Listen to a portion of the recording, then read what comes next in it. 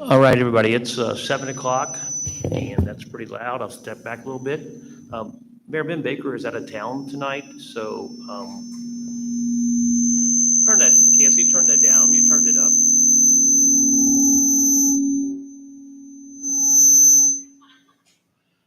All right, turn it up a little bit. Can you hear me? Okay, that's fine right there. So Ben is out of town tonight, so we have a unique situation where a member of the city council has to run the meeting under Kentucky KRS 83A 130. And so what we need to do before we do anything on legislation is have one of you all nominate one of the members of the council to run the meeting, and then that person will run the meeting. You have the same responsibilities and duties as a councilman. You vote on all legislation, and like the mayor who only votes on ties, you will vote on any legislation. We only have a couple order resolutions that are going to be voted on tonight, and we have a couple ordinances on the agenda, but they're first readings. We don't vote on those. So I need somebody on the council to make a recommendation for a nomination. I'll nominate Joe Neary to run the meeting. Okay, we have a nomination and a second to have Joe run the meeting. All in favor of that nomination, please say aye. Aye. Okay, Joe, from this point on, it's yours. I give you this. Go out there and get a seat. Get the good seat. You can go anywhere you want. You want to sit here? You want to sit there? Okay, Joe, you're on. Oh, I get to do this. Welcome, everybody, to the July 19th, 2022 Dayton City Council meeting. Ms. Myers, can we have a roll call, please? Member Volter? Aye. Member Neary? Aye. Member Neiman? Member Kelly? Member Lovins?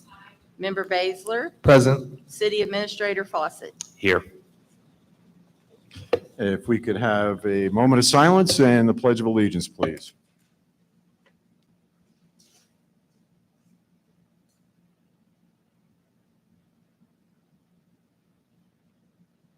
Pledge allegiance to the flag of the United States of America and to the republic for which it stands, one nation, under God, indivisible, with liberty and justice for all. So the next thing on the agenda is the mayor's report. He's not here, so that's a short report. Do I have a motion to accept the minutes from the June 17th meeting? I'll make that motion. Do I have a second? Ms. Neiman, second. All in favor? Aye. Opposed? Nay. Voting. Please note, Member Volter abstained. Okay, so there's, as Mr. Fawcett said, there's a lot of ordinances on the agenda tonight, and now's the chance for any audience comments regarding any legislation on tonight's agenda. Does anybody have anything they'd want to? Going once, going twice. Okay, in that case, let's go to the first readings. And we have the distinct honor tonight of having Mrs. Ledger read them. First is Ordinance 2022, number 16, an ordinance authorizing the use of golf carts. Ordinance number 2022, number 16. An ordinance authorizing the use of golf carts on certain streets within City of Dayton, providing for inspection and a city permit and sticker, establishing speed limits and required equipment, hours of operation, age, and operator's license, and empowering the city administrator to make and/or amend rules and regulations regarding ownership and operation of golf carts. That's the first reading.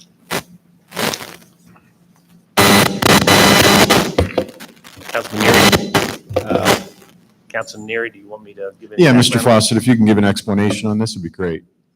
So we've gotten a number of questions, both, turn that down, city staff as well as some city council members about the possibility of using golf carts in the city. I guess the city of Fort Thomas last year passed a ordinance that allowed it, and Bellevue has just finished doing the same thing. This ordinance is similar to those ordinances and has a number of requirements. You'd have to have headlights and taillights, blinkers, horns, seat belts, many of the same things you have on a car. It's got to be inspected by the sheriff's office like cars do. You can't, we'll have exceptions where you can drive, where you can't drive. We're probably not going to let you drive on 6th Avenue, on Kentucky 8. We'll let you cross it probably at stop signs and stoplights. You got to comply with all Kentucky regulations involving driving, which would be anything from stop signs and I don't think you have a speed issue with golf carts, but DUI, anything that currently is prohibited under Kentucky traffic regulations would apply to the golf carts. And the city administration will enact some additional rules once this ordinance is passed, if it gets passed, to regulate where and when these golf carts can be used. So. And would those additional regulations come before council for a vote? The ordinance directs the city administrator to do that. You can do, if you want to vote on that, you can, but we might decide that after a few weeks, we want to change something. It might be easier for the city administrator to do it rather than wait a whole month for city council to come up and do it. So the main guidelines will be set forth in the ordinance, but there may be more specific things kind of in the weeds that the city administrator will have to regulate. That's how they did it in Bellevue. We're kind of following the same tack. Okay, thank you. Next, we have the first reading of ordinance 2022, number 17, an ordinance creating a new subchapter of chapter 150 rental property. City of Dayton, Kentucky, ordinance number 2022, number 17. An ordinance creating a new subchapter of chapter 150 of the Dayton Code of Ordinances titled Residential Rental License and Safety Inspection Program to establish a rental property inspection program in the city of Dayton, including obligations or owners of residential rental property in the city. How inspections will be conducted and enforced by the city, imposing a rental license fee of $40 per rental unit, and establishing penalties for violation of the ordinance of not less than $50 per day per violation, but not more than $250 per day per violation, up to a maximum of $5,000 per citation, and a property lien in the amount of $250 per rental unit. First reading. Thank you. That's first reading of 2022, number 17. Next, we have the first reading of ordinance 2022, number 18, an ordinance to increase the number of members on the museum board from 3 to 5 members. Ms. Ledger. City of Dayton, Kentucky, ordinance number 2022, number 18. An ordinance amending section 34.50 of the City of Dayton Code of Ordinances to increase the number of members on the museum board from 3 to 5 members. First reading. And that is the first reading. Next, we have the first reading of ordinance 2022, number 19, ordinance amending ordinance 2020, number 14, setting forth compensation and a number of authorized positions. Mrs. Ledger. City of Dayton, Kentucky, ordinance number 2022, number 19. An ordinance amending ordinance 2022, number 14, setting forth compensation and number of authorized positions for employees under the Dayton Job Classification System. First reading.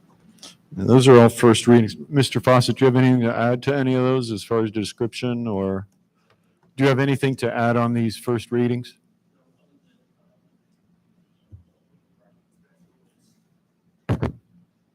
Property inspection ordinance was one of the issues we discussed during our strategic planning session, and it was one of the top priorities for city council to enact one of those. This charge is the same amount that Bellevue charges per unit for inspection. All the river cities, Bellevue, Newport, Covington already have one of these programs, and we feel that this program will help us deal with some of the substandard rental properties that we are dealing with in the city. Thank you. Yeah, sure.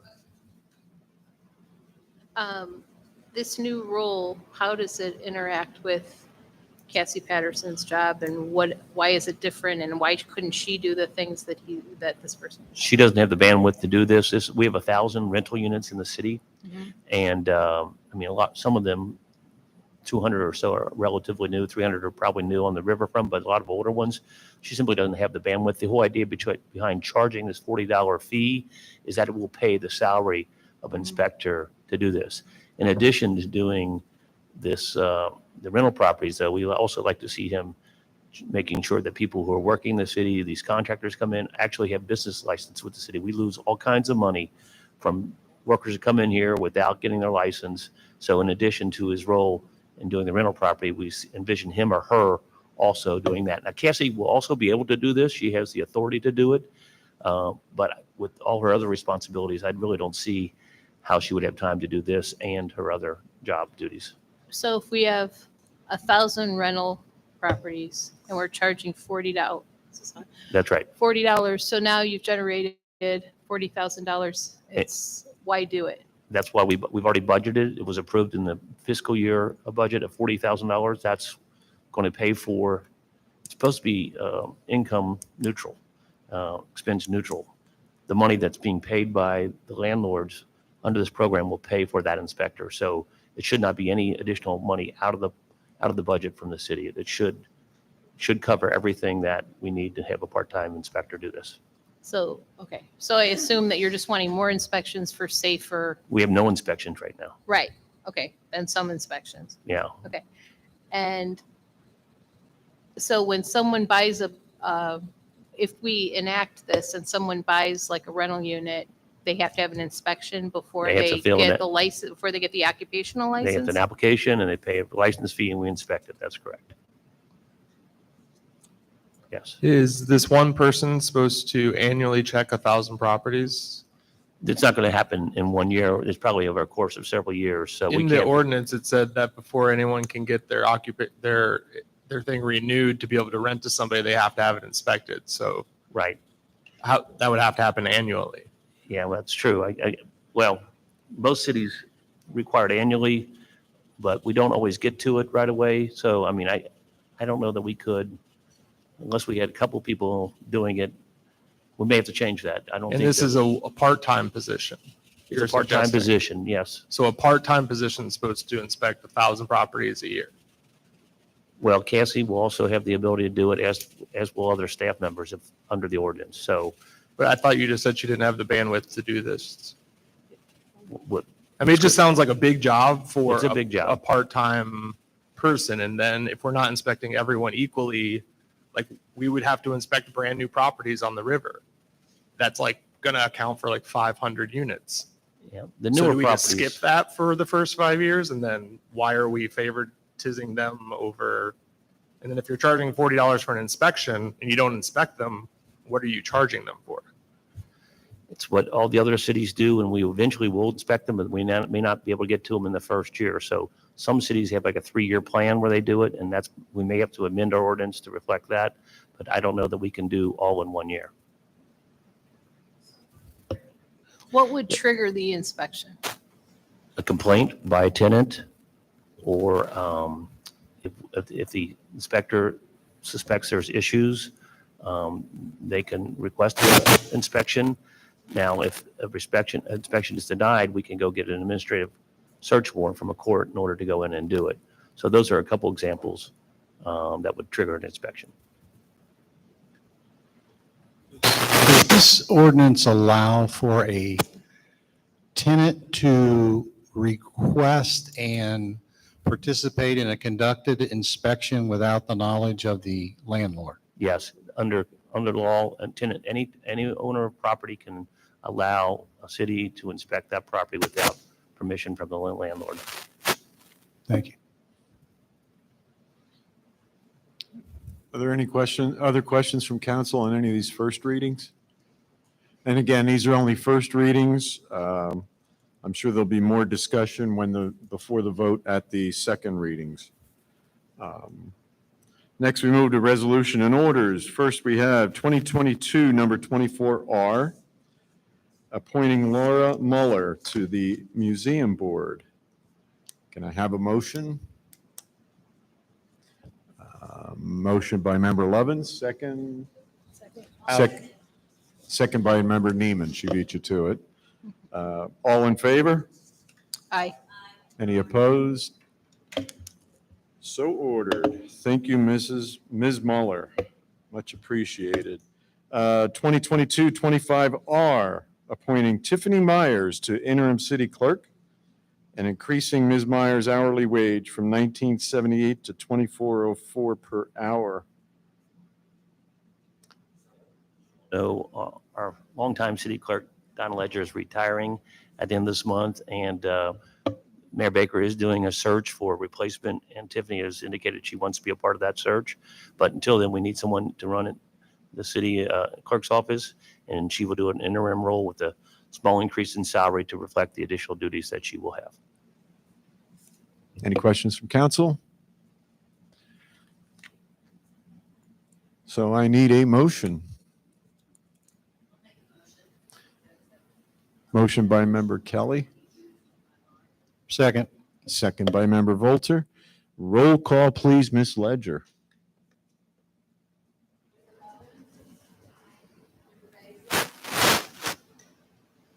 Member Volter, Aye. Member Neary, Aye. Member Neiman, Aye. Member Kelly.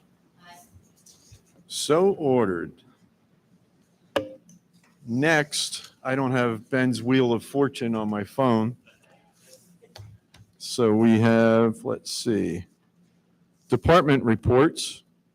Let me write down the departments here. Let's do code enforcement first. Ladies before gentlemen.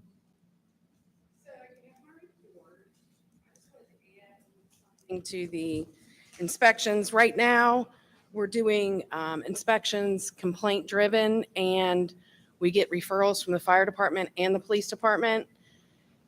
We need it. I mean, we do need it. Only be involved, though, in units that are more than two, right?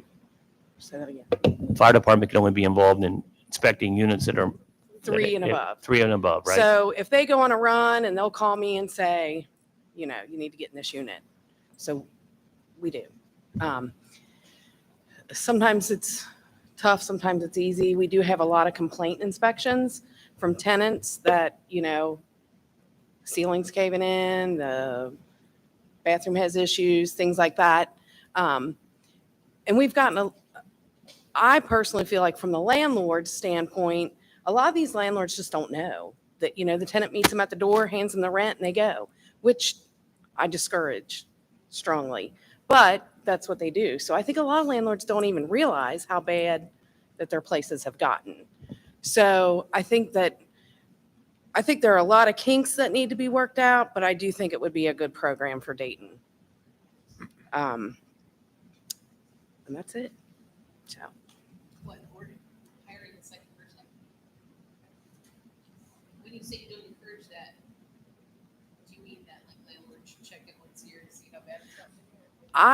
I usually tell landlords to put something in the lease that you at least want to come in and check the smoke detector batteries at least twice a year, if not more often.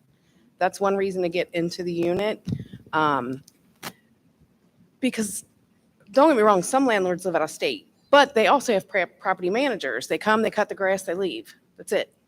So they're not actually going into the units. I strongly encourage landlords to go into their units because Twice a year. at least twice a year, if possible. Yeah.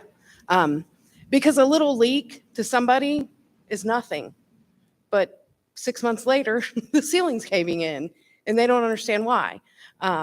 You know, we have a lot of young folks in these units with, you know, small children. It becomes a safety issue. You know, when your ceiling's caving in, that's a safety issue. So, you know, even smoke detectors. You know, some of these big units don't have one smoke detector. So that's a huge issue. I just think we need it.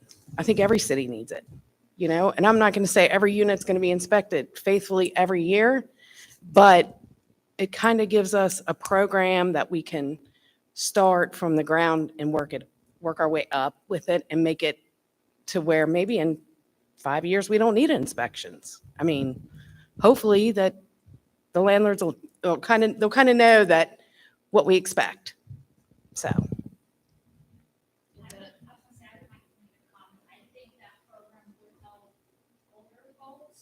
Yes.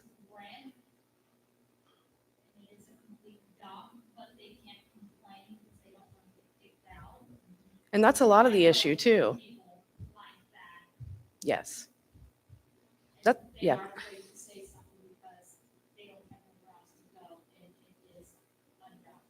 Yes. A lot of landlords that do great jobs and they're there do. constantly and they maintain their properties. They're not the ones we're really worried about. It's the ones that are the out-of-state folks that don't care, or they just allow people to live in very unsafe and unsanitary conditions, and Mhm. that's just not acceptable. Right. So you're, Turn your mic on. so anyway, you think we should approve that because you don't have time for all this, all these inspections, and we just need more people, more Yes. employees? Okay. I mean, if I'm doing the code side of it, it's that in itself, I could probably use somebody else. Because in my position, I do it from start to finish. So I am going out, taking the pictures. I'm sending out the notices. I'm sending out the violations. I'm getting everything back, filing everything. Well, Joan helps me file, but, filing liens, just, my phone rings all day long. It's, I'll go out for 3 hours and I'll come back and have 10 voicemails. So it's a lot. I mean, but I like that. I like to stay busy, but I just don't think I can do that job at the percentage it needs to, at 100%. If I had to do that, I'd have to let something else fall behind. And I don't want to do that because I think we're gaining momentum and I think we're kind of making things better. So yeah, I just think that it would be a lot. Kathy, currently 80% of your job mainly on exterior issues rather than anything interior. We don't go into many properties unless we're requested to do so. Yes. So, I mean, this person would be more focused on the interior. Your I've job, probably had this month, maybe 3 complaint inspections. So maybe I'd say 3 to 5 a month On interiors? on interior.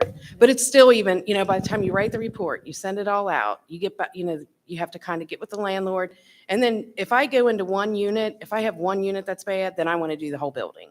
So then I request the whole building. Then it's, 2 other apartments or 1 other apartment. And so it's a lot of record keeping and things like that, that I don't want to fall to the wayside because I'm doing inspections. Currently, you're allowed to go into individual rentals. Yes. Yes.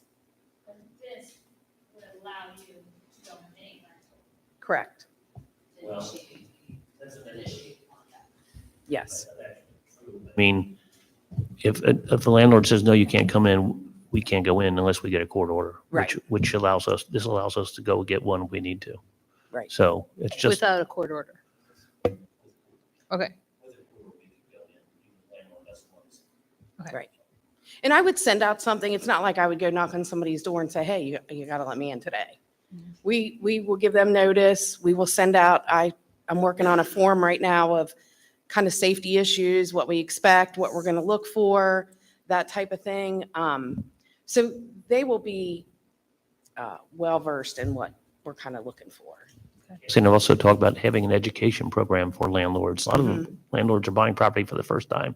They have Yes. no idea how to do this. And Yes. so I think we've done that. We did that in Covington when I was there, and it was very effective. It really helps people do a better job being landlords. Are you going to put a thing on the website like, hi, you just bought, you're a first-time landlord, this is a guideline? Well, and that's another reason kind of why I go to the auctions, so that if somebody does buy it for a rental, I get their name and their address and their phone number and kind of what's your plan? Are you going to rehab? That type of thing. So we're trying to, and we get a report every month of properties that have transferred. And so we're kind of keeping an eye out on new, but I think a lot of the new people that are coming in are kind of rehabbing. So they're making things Well, better. just have it on the website so that like people who have had a building for a couple of years. Oh, 'cause yes, yes. I might not even know. Yes, yes. You know. We will definitely put, Whatever you just said, I don't. yes, we'll definitely put that on our website. Yes. Yeah, like how many Yes. times? 4 Yeah. times? So, yeah. Yeah. And what you would expect to see. And there's a lot of like little, like things like that, put in your lease that, you're going to let the landlord, some people don't want the landlord around. They just say, Right. give me your deposit number and I'll send it to the bank, but I It would don't, be nice to know, like, for safety, Yes. these are the things we're going to do. yes. Yeah. And it really is 90% for safety issues. Mhm. I mean, I don't care if you have a dish in the sink. I'm not really concentrating on housekeeping. It's more of a safety issue Mhm. that I think needs to be addressed. Okay. Yeah. So, Do you think that big of a job to be handled by a part-time person? I'm having trouble seeing um, that. I mean, that's something that we'd have to really kind of trial and error kind of thing, I think. In our position, we can't say, like, I'm gonna pass this. Right, I understand that. We have to nail this down before we Yes. get into that position, so.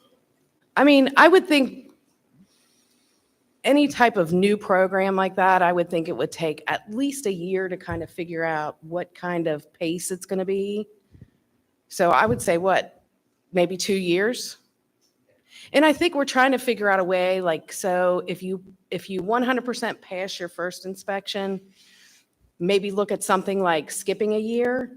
So unless you have a new tenant, something like that. I mean, there are ways to kind of work around things like that.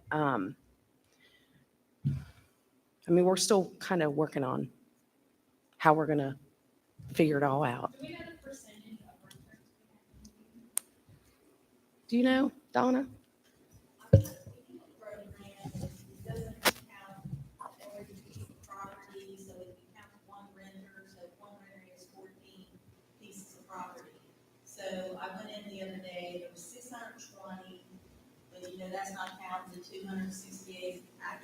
So Jay and I kind of talked about it, we figured around 1,000. And so I think 1,000 units. when Jared did the budget, I think he did some statistics about the city, and I think it's home ownership versus rental is about 50-50. I think they're pretty close to equal. Yeah, I think that's I mean, what- I'm all for it. I think it'll be a great program. So, yeah. I have a question for you. Last week or the week before, it was posted on Facebook to take care of your gutters and your sidewalks. Could you clarify on that? So Whose from your sidewalk responsibility, in- et cetera, that is?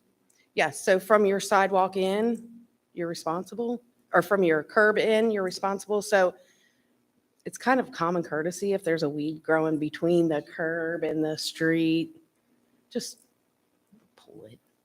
I mean, we literally have some people that have weeds that are 3 feet tall. And in the past, I mean, we had a ton of people with Public Works, with the inmate program and things like that. So it wasn't as noticeable. But just for instance, like there's one street that I actually called Rick. I said, is there any way you can just run down there and do, I mean, it was so bad that literally it was so hot. I got tired of hanging door hangers, because I have to ride out on them, pull the weeds on the sidewalk, blah, blah, blah. And he just went down and just cut it for him. So. And as you said, I think a lot of people remember that from the past when the city had enough manpower Right. to go around all over the place. And I just take think care of it's kind of pride in the community. It makes it look a little nicer. When you're riding down the street and everybody's yards look great, and then you look at the sidewalk and it's like, whoops, they kind of forgot. So, So are we gonna enforce that though, since that is the homeowner's? oh, yes, yes. I've been sending notices and things like that. So, We couldn't enforce the curb edge to the street because technically right, curb in. Right. is their property. right. But it's just kind of nice to, if you have one little weed hanging out, just pull it out. So, I mean, I think remember, we only have 4 people in our Public Works Department, and they are doing things all throughout the Yes. city, cutting the flood they're wall, swamped. cutting parks, planting trees. Before pandemic, we were lucky. We had basically doubled that because we had work release people from the jail that would come and do that. But we've not had those for 3 years now. So, and I don't see it coming back. So we don't have what's that? They haven't, I don't think they really wanted to do it in the first place. And I think this is an excuse just to quit doing it. Mhm. It's a pain for them because they have people that leave and they have to monitor them, and it's not an easy thing to do. So, but it was great for us. We had basically free labor and doubled Right. our Right. public works staff in a sense. But just to clarify, Mr. Fawcett, the property owner is responsible out to where the curb meets the street, That's what, correct? we have an ordinance that says that. Yes. That's correct. Okay. Yes. Because I think that was the confusion about, and as you said, if it's in the gutter, well, that's technically the street. It's kind of but- common courtesy in the Yeah, as long as gutter. you're out I mean, there. I don't expect you to be out in the middle of 6th Avenue pulling weeds in the middle of the street, but if there's one on your curb, they don't grow in the gutter as much as they grow on the actual curb. So, I mean, it's not like it's a huge amount that I'm seeing in the gutters, but it's really the sidewalks have gotten, And we want to be pedestrian friendly. yes, yes. Any other questions for Mrs. Patterson? Thank you. Thanks. I want to say too, Donna, since it's her last meeting, it's been such a pleasure to work with you. You welcomed me with open arms from day one, and she's been a wealth of information, and she's great to work with. And I wish you luck. Enjoy your retirement. Thank you, KSC. We became good friends. Thank you. Yes, yes. Shopping buddies. Let's do Chief Atkins next with the Bellevue Dayton Fire Department.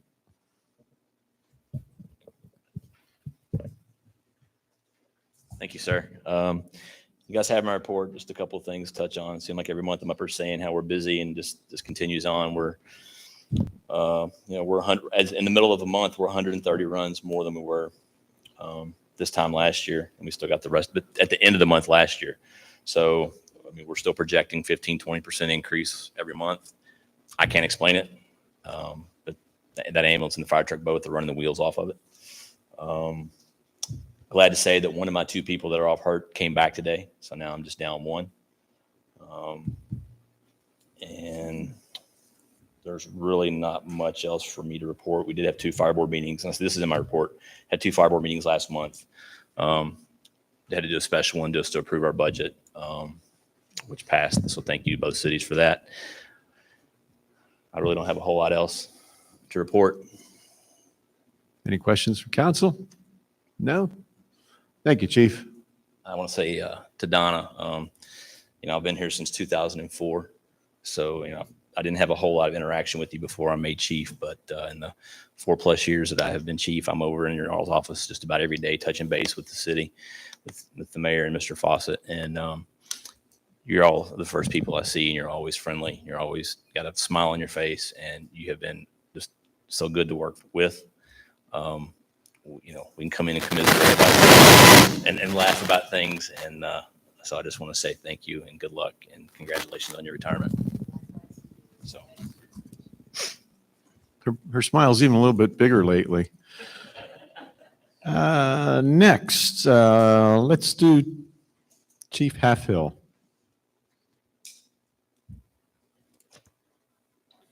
Evening. You all have my report for the month of June. I don't have anything else to add. So unless you have any questions with the report. So I have some questions that have been emailed to me for the police chief. And I told the citizen that I would ask them at the meeting. So one is, has there been a state law change requiring resource officers per school building as of August 1st, 2022? Yes, there's a new state law. Our situation is a little bit unique as the schools acquiring properties around the area. So I think the last property they're trying to acquire is the API building. That's the only thing that sits in between Dayton High School and Lincoln Elementary. Right now, it's I think they would prefer talking to the school assessor in this area. He says we need one for each school, but I think we can wait a little bit on that till they acquire the property, and because it's going to come down to financing. Because financing, I've talked to Jay Brewer at length. We do have a meeting coming up August 1st with the fire chief. We do safe schools. We before school starts, we get together, make sure our action plan is correct with police, fire, staging areas. And we meet also with emergency management. They come down too. And we just make sure everything that we're doing hasn't changed, and we're all on the same page before the school season starts. So getting back to that question, I think one, we'll be able to do one right now, but if it's pushed more, I guess it's something that the city is going to have to talk with the schools about possibly funding the second school resource officer. This all comes down to funding. Well, I'm sure. Thank you. Second question was, do we do active shooter drills and how often? We don't do it. I mean, I think we do an area one at least once a year, but sometimes it mainly takes place in Kenton County. So the things we do over here in Campbell County are a lot different than the way things are done in Kenton County. So it's been 2 years, I think, since we've done, maybe a year and a half since we've done one here. We have training that we do online. It's the online training just to make sure we all have the same training, the safe training, Alice training. It's all the same, that we just got to make sure we just kind of, nothing has changed. But I think with Valdy, Texas, the way things were expected to be done, things have to happen sometimes for us to have to change our training and things like that. So I think the police chiefs conference is coming up in Somerset in the second week of August, which I'll be attending. So I'm sure that's going to be a huge topic on training and changing what we need to change, what worked, what didn't work. So it'll be interesting kind of how that'll all come about. So. Since you mentioned Texas, one of the questions has to do with that. The question was, does our force have the necessary equipment to deal with an issue that like happened in Texas? Well, the only thing, I mean, everybody knows, and we train, that we go towards the shooter. We don't wait for anybody. We go towards the active shooter. One thing that I try to emphasize on is going through the same door. Once whoever goes in first says that's where you go in, that's where you go in. You don't go in a back door. You don't go in a side door. We all funnel in the same way. So everybody has key cards to access the school. We do have patrol rifles. The only thing that I'm looking maybe in this budget that we do not have is shields. Shields is something usually that's SWAT team has. They're very expensive, but an ex-employee here started his own business. He's the chief of Wilder, and I've talked with him a little bit, and their company makes these. So I'm looking at possibly acquiring 2 right now to put in patrol cars. They're actually made to go on the back of the center dividers, so you can just open your back door and pull them out and go. So. Okay. How about new officers that come on board? How are they made aware of our school layout, I guess? Well, the day shift ones, we always tell them to walk through schools. Second shift comes on at 5 o'clock, but sometimes they'll come on at 2. But we tell them to get into the schools as much as possible when we have school functions, to come down just to get familiar with the schools. Third shift, who don't get in the schools as much, we tell them they got their key cards to go down and just get familiar with the floor plans of each school, where everything is, the main things, library, cafeteria, gymnasium, things like that. So I think officers that are here have been in the schools pretty many times, and we've had employees here 5 years, so they know pretty much the outlay of everything. I think we have one person that's been here less than a year. So we try to tell them to get in there as much as possible, and we do walk-arounds ourselves during the day. So. All right. Thank you, Chief. Appreciate it. Okay. I have a, They do stop rounds, yes. Each shield, depending on the type of shield that you buy, it's got a list of what it'll stop and what it won't stop. Yeah. So the shields that he has will stop those. I don't know if you've seen a shield that's taken a round like that, but it won't penetrate it. But it is a heavy shield that you have to hold up with one arm, and then you have to hold, obviously, your handgun or rifle with the other one. So it's pretty heavy equipment. But everybody, I'm a SWAT guy, so I did SWAT for about 7 years. So, and some of the guys that are on the department are SWAT trained too. So they're familiar with tactics and things like that. So if somebody's got the shield, they get behind him and tap and go, you know. So just to hear it again, if there is an active shooter, you guys go in immediately. Immediately. We don't wait. But we have to make sure, and this is, when you get confused, that's when things kind of happen, is the main thing is if departments like Fort Thomas, Newport, and all that, they need to know what door you went in and to make sure you're not going in any other door. So I don't wait for backup. The only main thing we do when we enter that door is say, we're going to the front door. Go in that door. Don't go in any other door. Because you don't want crossfire. You don't want accidental shootings. Inquiring another, like a police detective that might come in a back door, that you don't know. An officer might not know that person from another. So you all go in the front door or whatever door that you go in. That's the door. You don't wait. No. And you make that call? I make what? And no, everybody in our training has that where you don't wait. You go. You go. There's no waiting. But everybody here knows that we go. We don't wait. I have a question. Are you done? Okay, sorry. Your department, are you planning on studying those Uvalde, Texas videos? Sure, when they come back out. I think that's going to be a big thing when we go to the conference, the police chiefs conference. Some of the agenda, I think, has been set aside for that. Good. To get everybody's opinion, what we need to change and things like that. It's going to be a brainstorming, and this is for police chiefs for every department in the state of Kentucky. So it's a good start, to brainstorm amongst the top people in the state, and then we come up with a solution, and then that's what we put out. So as far as training goes. Any other questions for Chief? I have one. Do you have a spare radar gun that we can give to Mrs. Ledger so she can sit up there and monitor Lincoln Road for us? I think we have one in the museum. I think that would be Tony Baldwin's. And again, Donna, we've known each other since I started in '98, so it's been a long time. You were at my wedding, Benny.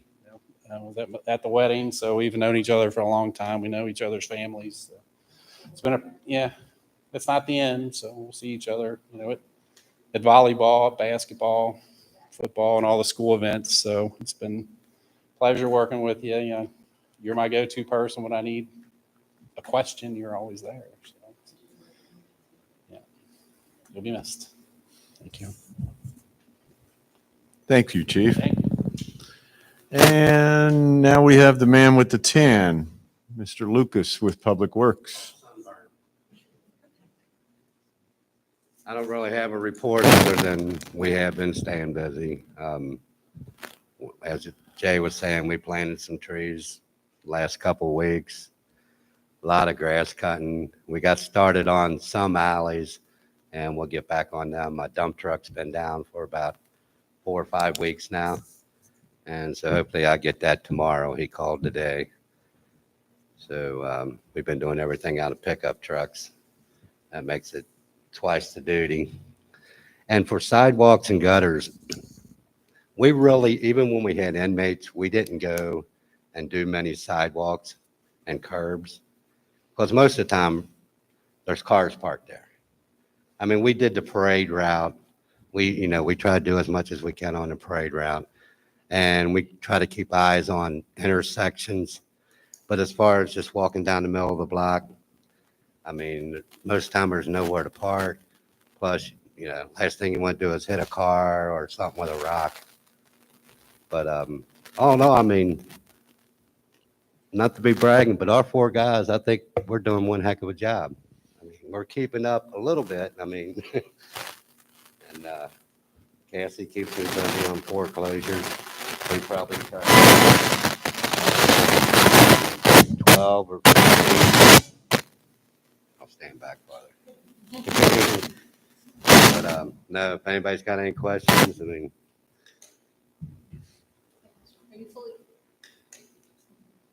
Are you fully staffed now? Yeah, I have 3 guys. Okay. I mean, now we're dealing with vacations. I have one guy that's been off 2 days this week. And we still got vacations and stuff like that. But no, I have three full-time guys. You seem to be doing a pretty good job too. Yeah, yeah. I mean, we got all the parks cut last week, and this week we got the flood wall cut. Everything's been weed eated, and The weed eating on the intersections, on 6th Avenue, we try to do that. That's one of the areas where we do right. try to maintain at least the intersections without weeds, because that's kind of the entrance into our city. And But we get residential behind on areas, we don't that, do too too. much. I mean, we get behind on that sometimes. I mean, it's just we're dealing with the storms and, of course, the heat too. I mean, we're out there 6-7 hours a day on this blacktop and stuff, and it gets hot. And I mean, you know, we still got Dayton Pike to cut back. We got Maple Street. I mean, we get our dump truck and get moving here a little bit. We'll get it eventually. And then all these projects too that we got going on. So your So- dump truck was down for, It's been down, what, 4 or 5 weeks? yeah, so there's been some equipment challenges too. And I Not got just the heat. I got a truck going in the morning to have a windshield wiper motor put on because windshield wipers quit. But hopefully I'd only be in for 4 hours. We have something on order. How long's that, our other item been on order?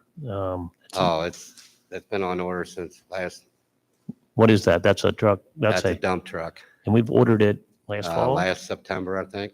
we still haven't gotten it. So And supply they chain- saying now it's going to be December. So over a year. Yeah. Oh, and the air conditioning's getting fixed in the flower watering truck, right? I know. Yeah, the Joe's heat- been doing a lot of my watering for me. I give him a break every once in a while, but Can you update us on with the new sidewalks up on Belmont, Upper Belmont, right there at the intersection with Dayton Avenue, it looks like there's a sanitation. yeah, we're waiting on sanitation. They're going to come in and put a new storm drain there. And they didn't want to put the sidewalk and then have them tear it back out. So So that we is had on to- their list. We're just waiting on them. Yeah. Yeah, we're waiting on And Cincinnati Bell too. They have to move a Yeah. couple of their poles. Okay. And then we have one on 7th and Main that they're going to replace for us. The one with the steel metal plate. Yeah. Yeah, that's going to be replaced, put in the ground. Cool. So we're waiting on them. Any other questions for Mr. Lucas? As far as Donna, I've known her ever since she's about 13 years old. I've known her forever. And remember, he's still working. You got to cut him some break. But no, she's been great to work with. She definitely knew her job. And any questions I had, same way. Just go to Donna. And you'll probably still get a call from me every now and then. All right, well, good luck and have fun. That completes the department reports, and next we hear from their boss, the city administrator. Thank you, Councilmember Maneri. I have to talk about Donna too, because I couldn't imagine coming in and doing this job without her. I mean, she is a font of information, and she is just the organizational intelligence she has, and where ordinances are, and where these little things are that I don't know how we're going to do it without you. We'll be calling you, I'm sure, quite a bit. But she is a joy to work with, and she makes it a pleasant workplace every day.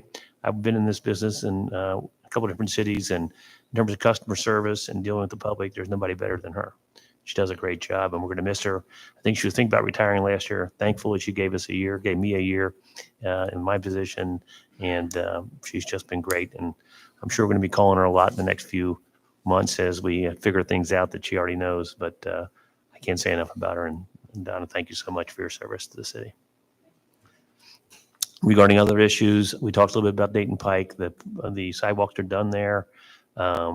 And I'm seeing people walking and biking on those sidewalks. It's great to see that, not in the streets anymore. I drive that every day home and back to work, and I can't tell you how many times I saw people in the streets, cars going around them, dangerous, and it's so much safer now. So I can't wait now to get our second phase done and connect with the sidewalks in Fort Thomas.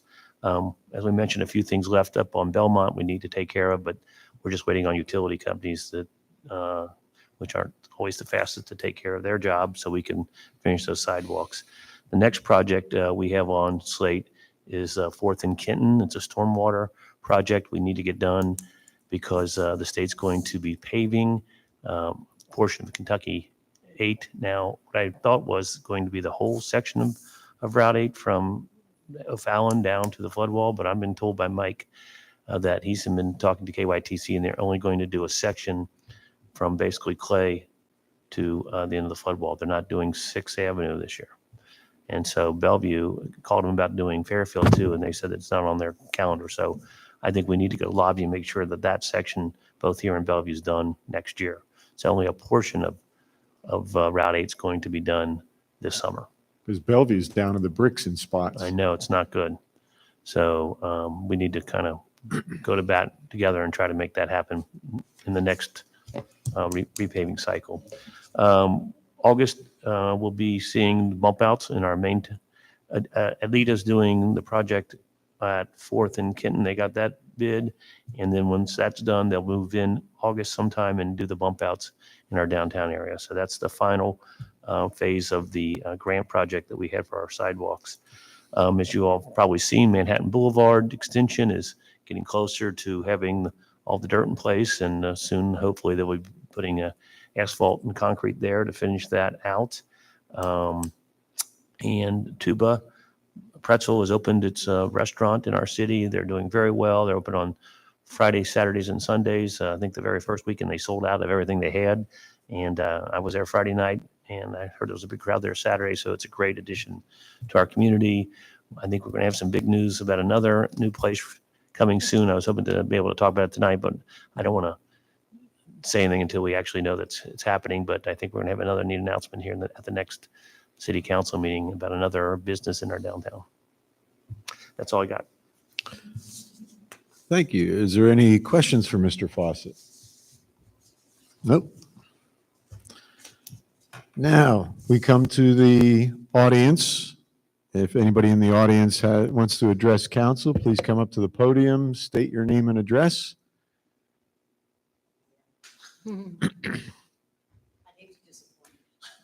Yeah, we put a microphone up there and everything for you, so.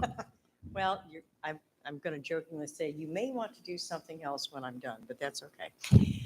As some of you may know, my home has been on the market and it is apparently sold. And that leads me to needing to officially resign from the Ethics Board, in part because I am quite unexpectedly relocating out of state. So I know, be still my heart. Yeah. Thank you, I think. I don't know. But this is my last council meeting, so I guess we have that in common this evening. So I will be vacating the territory by the end of August. But I want to thank all of you for being so tolerant of my incessant comments, and I do appreciate that. It's been a pleasure. Thank you for being our primary person that comes up to the podium and talks to us. I'm going to come back and look for my name on the. Oh, good, yeah. The Kathy Gordon Memorial podium.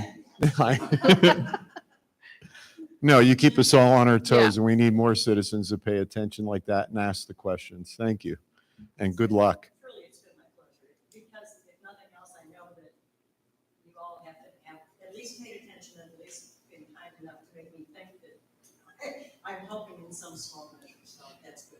Well, and you listen to our answers too, which is nice. A lot of people have questions, but they never listen to the answer, and you do. Thank you. Thank you. Anyone else from the audience? No? Any unfinished business, council? One thing I forgot to mention when I was talking about Donna, I forgot to mention that we're going to have a reception for Donna here in this building next Wednesday from 11 to 1 o'clock. There'll be a cookout. Ben Baker will be manning the grill with hamburgers and hot dogs and other goodies. So all the public's invited. We also will have an open house here to show the public our new chambers as well. Our sign's supposed to be ready. Again, another supply chain issue that we've been waiting for that. Hopefully the sign will be ready by that time, but if it isn't, we're still going to do it. So we'll recognize Donna. I think we'll have a little proclamation for her at that time. And we'll also have a cookout for staff and the citizens of Dayton and anybody else who wants to come, who's dealt with Donna in the past. Week from tomorrow here from 11 to 1 o'clock. So please, anybody who's watching tonight, please come down and see our new place and send Donna off in style. Well, she already has keys to every building in the city, so. So that's next Wednesday. Next Wednesday. Next Wednesday. 27th, July 27th, 11 to 1. Okay, any other unfinished business? Nope. New business? I do. I'm sure all of you have received complaints about the fireworks this year. And I don't know what they're selling, but it was more disruptive this year than I think it's ever been. And I know that the police were called in one incident where a neighbor asked the police to come and have this person stop shooting him off, and the officer informed the citizen that our ordinances weren't being broken. I'd like for this council and the next council and city administrator and attorney to, let's find an ordinance that somebody else is using to have more control over this, whether it be dates or places or whatever. But I think, there's probably 5% of the people in town set them off and 95% of the people get annoyed by it. So I'll be researching it myself. I asked the rest of the council to do the same, research other ordinances that we can maybe apply here and give it enough time so we can get that done this winter so nobody goes out. We're not telling them the day before 4th of July, you can't do it.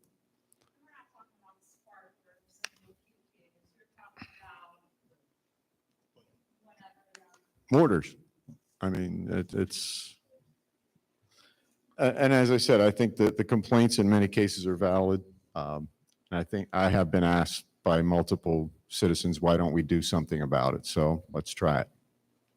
And I've always been confused by how, are we supposed to be following the state law? Because when I looked up the state law, it said that the aerial fireworks, the mortars, the parachutes, all of those were not supposed to be let off within 200 feet of a building, which right there I would negate pretty much all of the firework activity, and then also just not even be able to use those higher end fireworks at all. So I think even if we try to even just reinforce the current state regulations on it, it would be a way better start than where we're at right now. No, we got 11 months, and it's not that I'm trying to outlaw fireworks. I'm just trying to get some control over it. I mean, I was riding around town and there were streets you couldn't go down because of the fireworks in the street. And the litter, yeah. And we did have a couple years ago, a house caught fire down on 4th Street from fireworks being fired across the street. How many? 2? So that's my only new business there. I'd like for everybody to work on something like that and get it out early enough in the spring so people aren't disappointed at the last minute. No other new business? Mrs. Ledger, this is the last time you won't have to go to the podium to do this. I just want to thank the city of Dayton for allowing me this wonderful job opportunity. I've enjoyed working for the city since I started in 1985, and I knew from day one that this would be my career and that my plan was to hopefully retire from here one day. I love working in the city in which I live in, working for my family, my friends, and the members of this community, of which many, like Kathy, has become my friend. I owe thanks to a lot of people that I have worked with over the years, and I don't want to mention any names because there's just so many that I would be afraid I would forget somebody. The city is a great place to work. It continues to move forward, and I wish the best in the future, and I'm going to miss everybody a lot, but it's time for me to retire. Thank you. How many different mayors? Gil, Carol, Kenny, Ron, Virgil, Virgil, Ben, Bobby, yeah, and Ben. It's seven mayors. Well, you're not going anywhere, and I'm going to see a lot more of you. She's my next door neighbor. Oh, you're going to be on a lot of boards, believe me. That's a good fit for her. So no other new business? Do we have need for an executive session? Nope. In that case, I'm going to ask Donna to do the gavel thing here. I need a motion for adjournment. I make that motion. All in favor? Aye.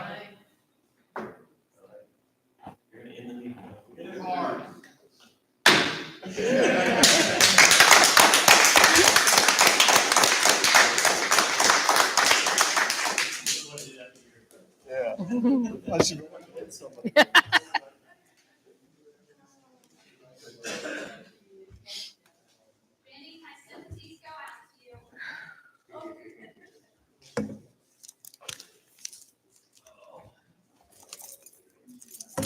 And don't you get that. I'm gonna keep checking on my